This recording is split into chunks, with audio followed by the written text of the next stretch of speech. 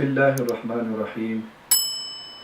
بہت سارے اعمال ایسے ہیں جو انسان اپنے خالق کے لیے کرتا ہے، جس میں نماز پڑھنا، روزہ رکھنا، حج کرنا، زکوٰۃ دینا، ذکر و اذکار کرنا۔ تو جب ایک انسان اپنے خالق کے لیے نماز پڑھتا ہے تو اللہ تعالیٰ اس کے بدلے میں نماز نہیں پڑھتا۔ انسان حج کرتا ہے، اللہ تعالیٰ حج نہیں کرتا۔ وہ خالق ہے، ہم مخلوق ہیں۔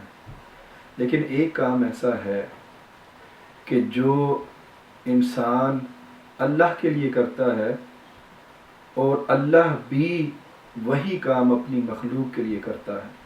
تو قرآن مجید میں اللہ تعالیٰ ارشاد فرماتا ہے، فَاذْكُرُونِي أَذْكُرْكُمْ، تم میرا ذکر کرو، میں تمہارا ذکر کروں گا۔ اور احادیث میں تو یہاں تک بھی آتا ہے کہ اللہ تعالیٰ فرماتا ہے کہ جب ایک انسان اکیلا بیٹھ کر اللہ تعالیٰ کا ذکر کرتا ہے تو اللہ تعالیٰ اس سے بہتر یعنی فرشتوں کی مجلس میں بیٹھ کر اس بندے کو یاد کرتا ہے۔ سبحان اللہ، کیسا یہ ایک عمل ہے کہ ایک مخلوق جب اللہ تعالیٰ کو یاد کرتی ہے تو اللہ تعالیٰ بھی اپنی مخلوق کو یاد کرتا ہے۔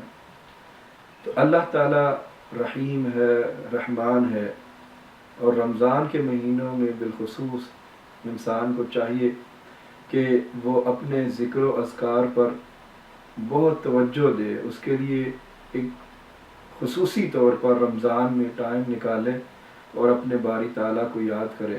اس سے بڑھ کر ایک انسان کی کیا خوش نصیبی ہو سکتی ہے کہ انسان کا مالک، انسان کا خالق اس کا ذکر کرتا ہے۔